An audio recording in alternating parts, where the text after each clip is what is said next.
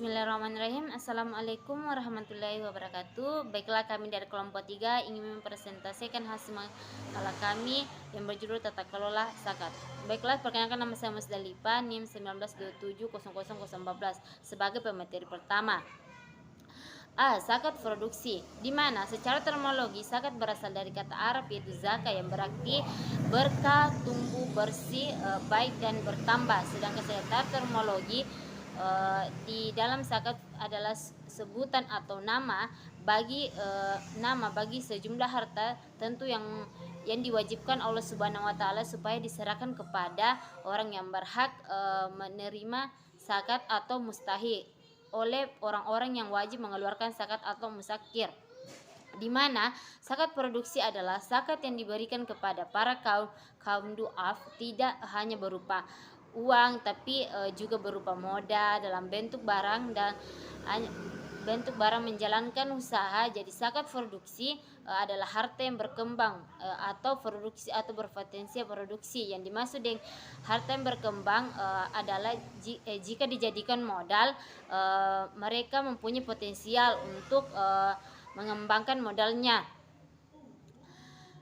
Mengenai zakat produksi yang diberikan kepada fakir miskin, maka dapat berupa alat-alat usaha untuk dijadikan sebuah usaha, modal kerja atau pelatihan keterampilan yang dapat dijadikan sebagai mata pencaharian dan sumber hidupnya.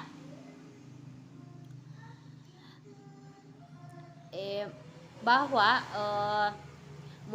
menurut M.A. Manan dalam mengatakan bahwa dana zakat dapat digunakan untuk investasi produksi untuk membiayai bermacam-macam proyek pembangunan dan biaya pendidikan, pemeliharaan kesehatan, air bersih dan aktivitas kesejahteraan sosial, yang melainkan dipergunakan semata-mata untuk kepentingan fakir miskin dan 8 golongan yang menerimanya. Pendapat fakir miskin diharapkan bisa meningkatkan hasil dan produksi mereka yang lebih tinggi. Baiklah, saya berikan ke pemateri kedua. Bismillahirrahmanirrahim. Assalamualaikum warahmatullahi wabarakatuh. Perkenalkan, nama saya Sarni, NIM 19270017. Saya adalah pemateri kedua. Baik, saya akan membacakan materi kami, yaitu manajemen penghimpunan dan pendayagunaan. Pertama, pola penghimpunan zakat, infak, dan sedekah. Pada bagian pengumpulan zakat, infak, dan sedekah dipungut dan diambil dan dijemput oleh muzaki. Atas pemberitahuan muzaki, dengan penghitungan diserahkan kepada pribadi muzaki atau bahkan ditangani lembaga zakat yang ditunjuk. Kemudian yang kedua, pola pendayagunaan zakat, infak, dan sedekah.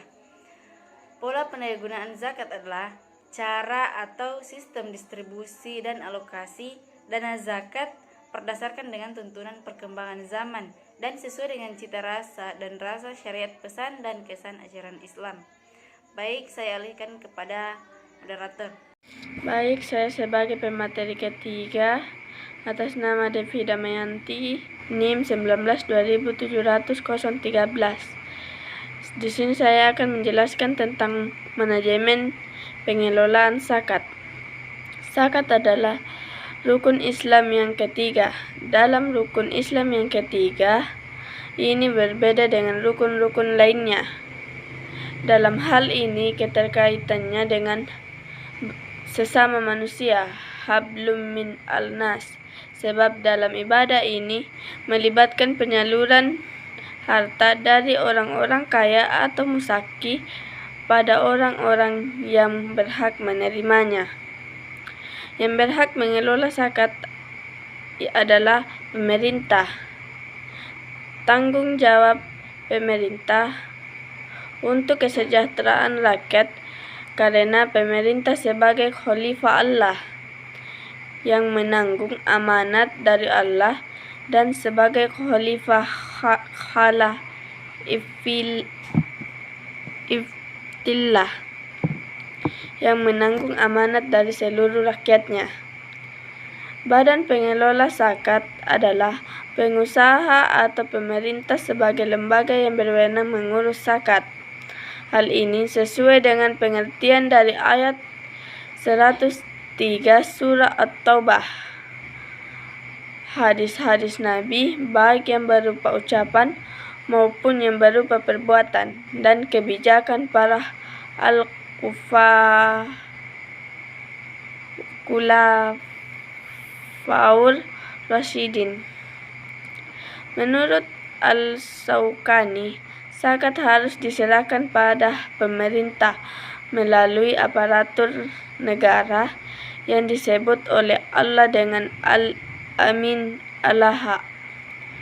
Al-Amin dimaksudkan sebagai kelompok orang-orang yang berhak menerima zakat pada urutan yang ketiga.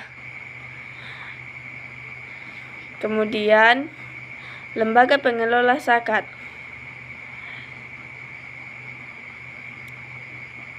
Merupakan suatu kewajiban ketatanegaraan.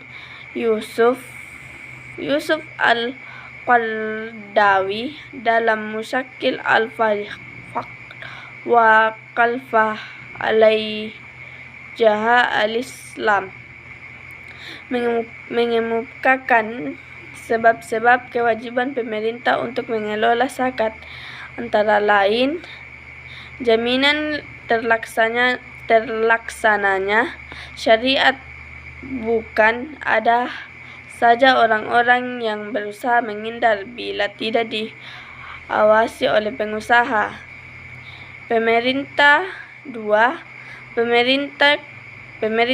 Pemerataan.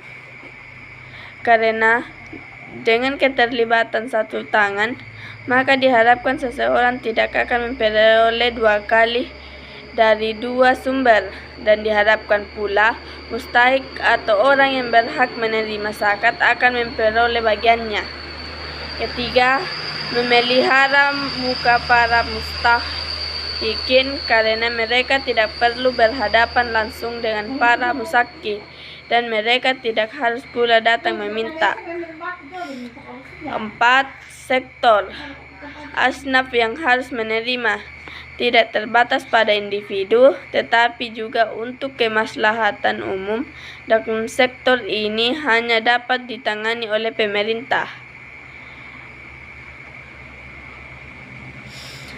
Barang siapa yang membangkang tidak mau membayar zakat, maka zakatnya diambil dengan paksa. Orang yang wajib zakat tidak boleh membagi zakatnya sendiri. Apabila ia menyampaikan zakatnya sendiri pada yang berhak menerimanya, maka tidak dianggap cukup. Baik, langsung saja saya akan menjelaskan apa itu manajemen distribusi zakat.